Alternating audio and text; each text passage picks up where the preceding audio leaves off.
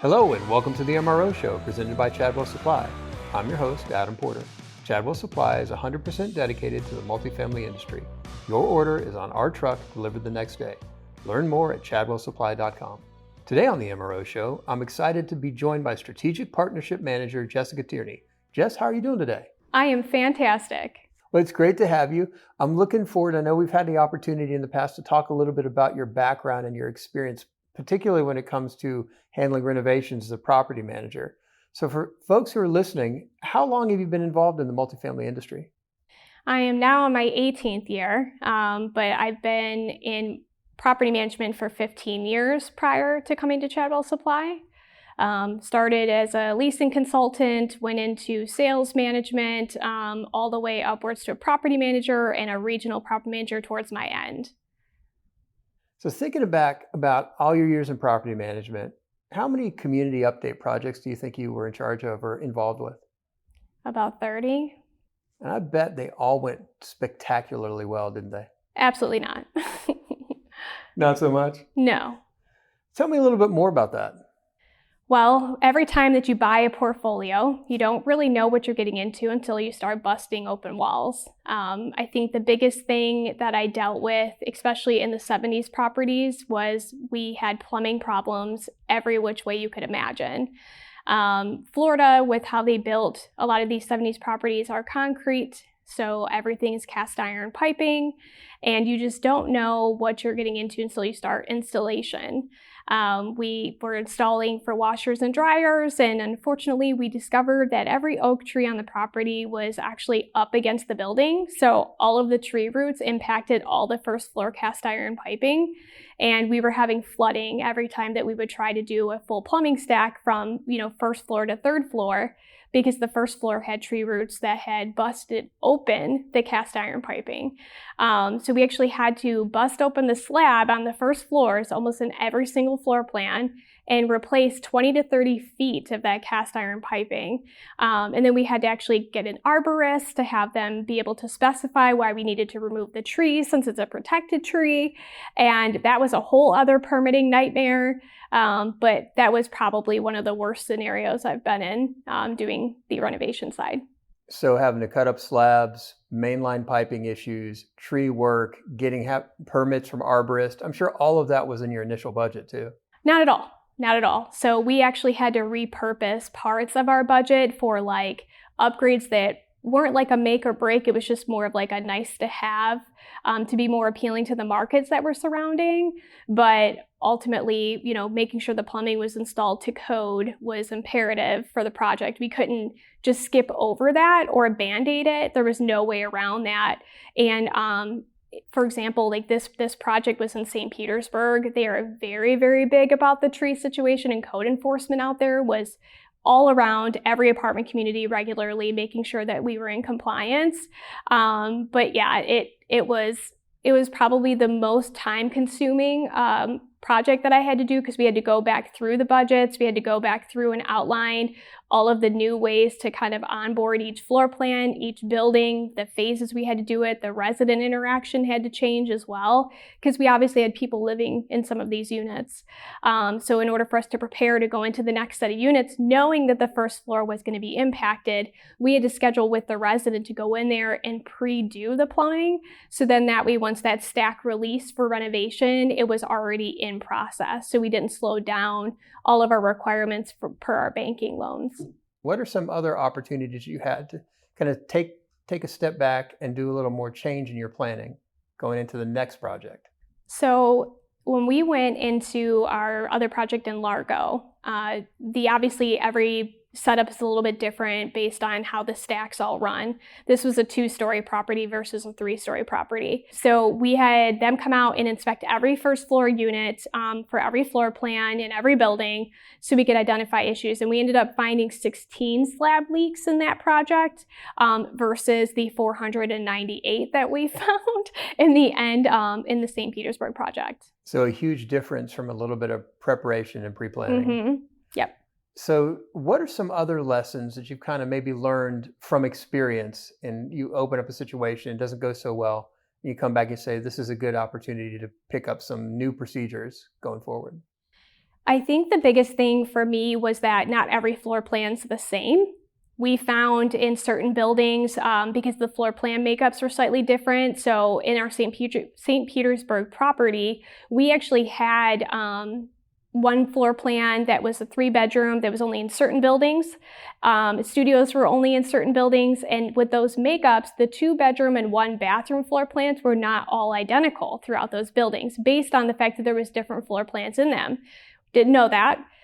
We actually bought materials for all the 2-bedroom, 1-bathrooms based on the idea that they were all the same. Come to find out, they were not all the same. So going into our next project, every building type that had different floor plans in it, we went in and purposely measured while the resident was still occupying so we could plan to have those one-off scenarios or build a inventory specific for that type of difference. You said we several times in that. What members of your team were working with you on the planning aspect of these projects? I had a renovation manager that would work along with me that oversaw all of the renovation team. So we would actually walk the floor plans together to determine measurements and speccing just to make sure everything made sense just from a contractual standpoint in addition to permitting. That's the team that I would work with every day. And so from a communication standpoint, how did you shift communicating expectations to those folks between the first project and the other projects you've talked about? So the teams are all different based on the projects because these are 2 to 3 year long projects. So it's not like I could carry a team from one project to the other, although I wish. So when we would come in, we would have meetings every single week. Typically it would be on a Wednesday to go through kind of like the pain points or things that we were finding, determine how to shift that focus, and then talk about upcoming buildings or projects or apartment releases. But those meetings were basically how we communicated all the things that we were kind of coming up against. And so you talked about the reno project manager and working with you. What was your relationship like with your supplier through all this? So we had multiple suppliers through a lot of these projects because, as we all know, apartment management groups are going to be very budget conscious. So obviously whoever could accommodate, what pricing we were looking at per floor plan was how we did that. So I had to build this insane spreadsheet. It was 36 tabs long, and it spelled out each floor plan, what we were putting in it to the dollar and cent, and then where we were getting the supplies from. So we had to break it out between our competitors, that way everybody, could kind of see where we were getting that pricing from. And then we would utilize the same ideas going into the next project was based around that. In this spreadsheet too, it would even break out like when we did plumbing, when we did electrical, when we did washer and dryer installations, cabinet installations. I mean, every single piece of that project was broken out into that. So it sounds like as you learned some things, you would build or add to the tools you were using. Talk to me a little bit about the importance of having the right tools in place to experience a successful CapEx project. So when you go into these and you're identifying your scope, you want to figure out, who you're going to use for your granite, who you're going to use for the plumbing projects, your electrical projects. You have to account for what you kind of experienced in your previous projects. So I would take all of that spreadsheet that I did for the previous project and kind of go through that step by step. So we would actually sit down with the investor, the bankers, and determine, what our budgets are for each of those floor plans. And then I would then go through all of my vendors and my suppliers to determine all of their pricing for the new project, and kind of go through what we experienced in the last one so we know where we have to do measurements differently or we have to plan differently just based on it being a different setup or project. And did you ever have any opportunities to be part of a project that just felt like a complete cakewalk, something that just went amazingly every step of the way? No. That's what I thought you were going to say. So there's always going to be hiccups. There's always going to be things that you didn't expect. How do you plan for the unexpected? I think every time you go into an unexpected moment, it helps you build for the next possibility. I think that you could probably pre-plan as much as you could possibly imagine, but really you're not going to know what you're getting into until you get your hands in it. I think just as much of a preparation list that you could make is probably the ideal situation. So what I heard you say there is making sure that you build in some room for flexibility in the plan, expect the unexpected, but have a good idea of how you can focus and pivot when you have those situations come up.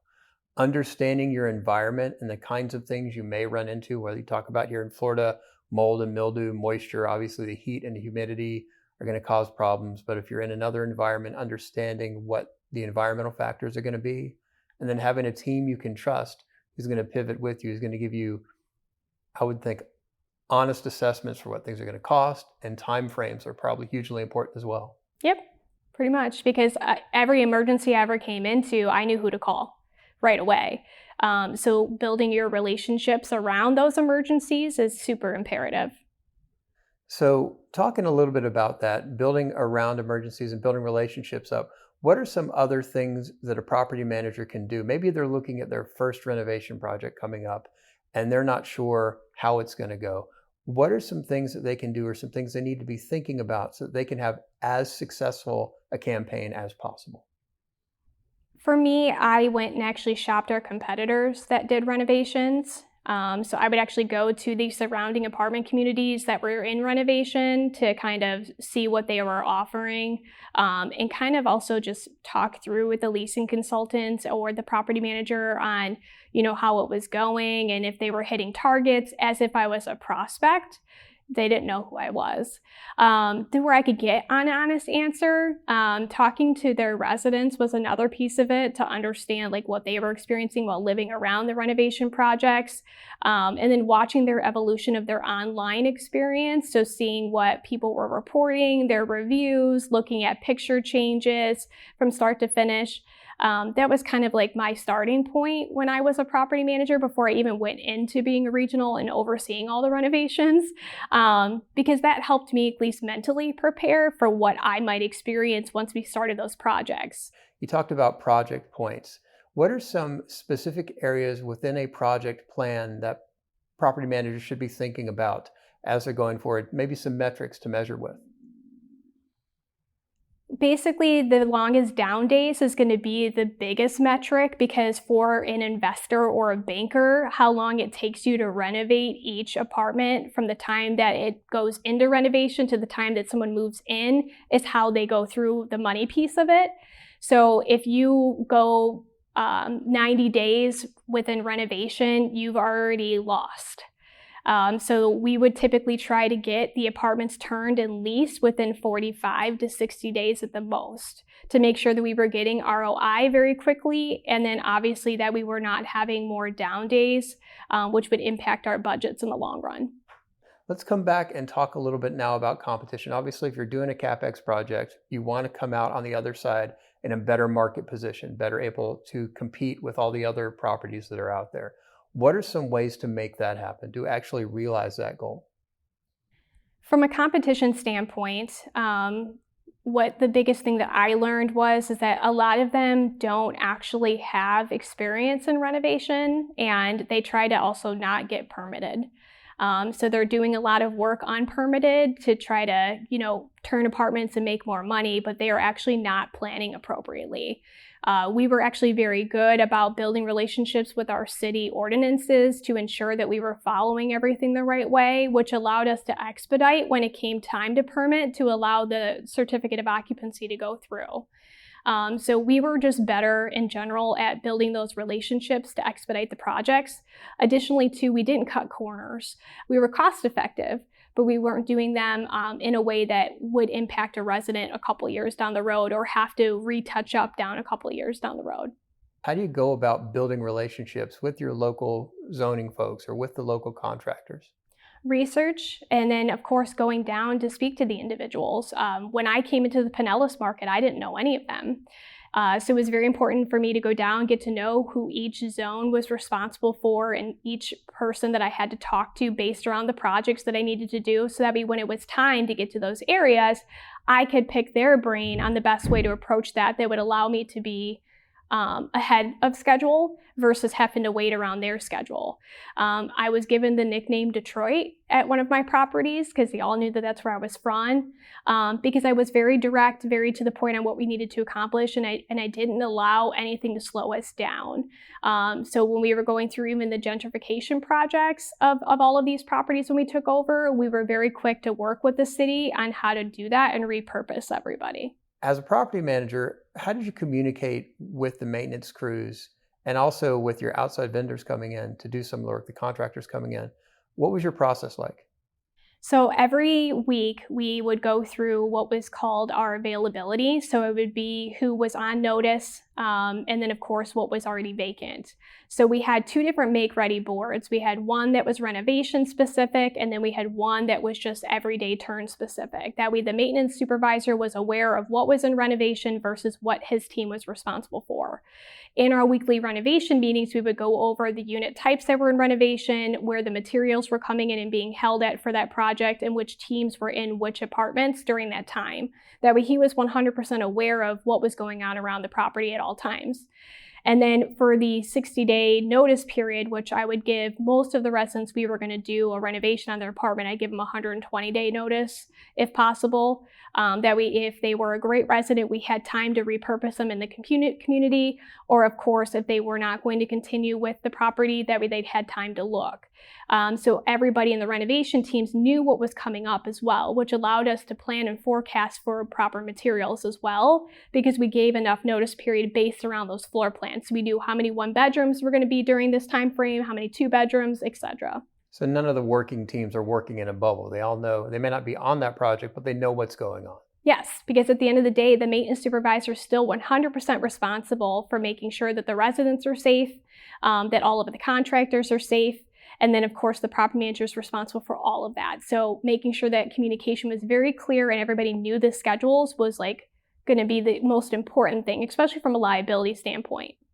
What kind of feedback, talking about residents, what kind of feedback do you get from residents when you're in the middle of a project like this? They hate it. So what I try to do is on days that I knew that we were going to be heavy in one building, I would invite those residents up to the leasing office, for a breakfast or some sort of peaceful place in our business center to allow them to work or be able to concentrate, even though we were obviously making lots of noise. I had really great partnerships built with the Starbucks up the road and a couple of other local coffee spots to where I could give them a $5, coffee on us to go and have some peace while we were renovating. But you can't make everybody happy, but that was the best things that we could try to do to make it more comfortable for them while we were making all that noise. And so if I'm coming into this and I'm a new property manager and I have a new project coming in, what are some key tips or key takeaways that they need to hear from this conversation that's going to help them be successful? Understand your residents. That's going to be the first and foremost. If I wouldn't have known, that in one of my buildings, I had someone who, was disabled, not able to move very easy, was going to need a lot more help in regards to relocation, whether it was within the community or not within the community. But having that understanding of each of your demographic makeups was going to be huge, because in order for you to plan your renovations based around release of residents' move-out dates, you need to make sure that you're catering to all of those scenarios. That would be like the very first thing, because I never wanted to displace anybody. I wanted to make sure that I would have some sort of assistance or plan for them when it was time, because I never want anybody to not be with a home. So understanding that, number one. Number two, making sure that you're spending the time and walking with your renovation team and your maintenance supervisor so you understand all of the hidden anomalies throughout your property. It's so important, because when emergencies happen, they're going to come to you for that help. So making sure that you understand, if this one building has a strange water shutoff, where is it? If another building has an electrical issue and there's a transformer room, where is it? What is going on with that? If you have elevators, don't even get me started on elevators. If you have elevators, understanding where those shutoffs are, understanding how the fire department gets alerted, where your actual alarm panels are for it, super important as well. Because when you have emergencies happen, if you don't understand what makes your property essentially blow up, you can't help. And when you're renovating, prepare for those things, because it's going to set something off, something's going to break, because you're touching old stuff. So you don't even know what you're going to be impacted with. But the more that you walk these units, the more that you walk your property with the men and women that are in it every day, the more that you're going to be prepared to be successful at your job while renovating with your teams, and also be there to help your residents. As humans, we all have that natural panic reaction. How do you coach your team to prepare them to respond rather than react? The biggest takeaway for myself is that you got to almost go into what I would call a mama bear mode, and you got to protect your asset, you got to protect your staff, you got to protect your residents. So for me, it's more about just diving into action and figuring it out as much as you can right then and there. It's not necessarily something you could prevent.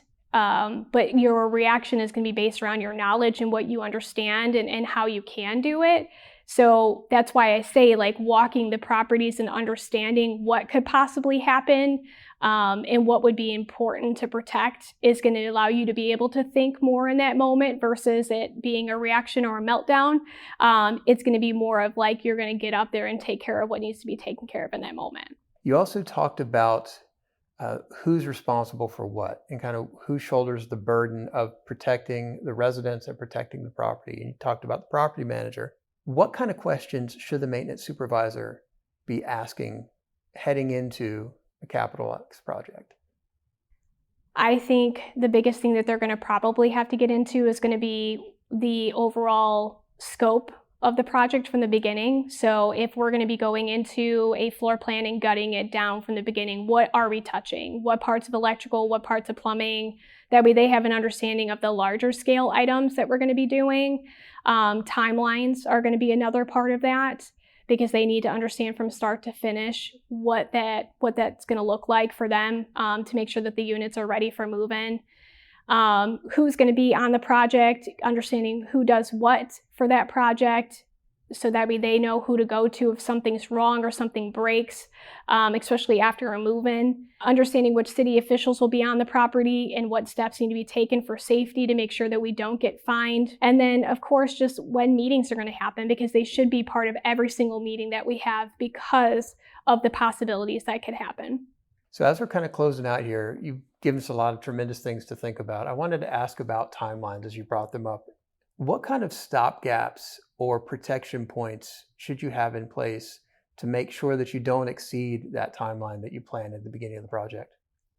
So we used to do every 2-week check-ins to go and see how the projects are coming along. And I would start doing punch lists as I was going in there.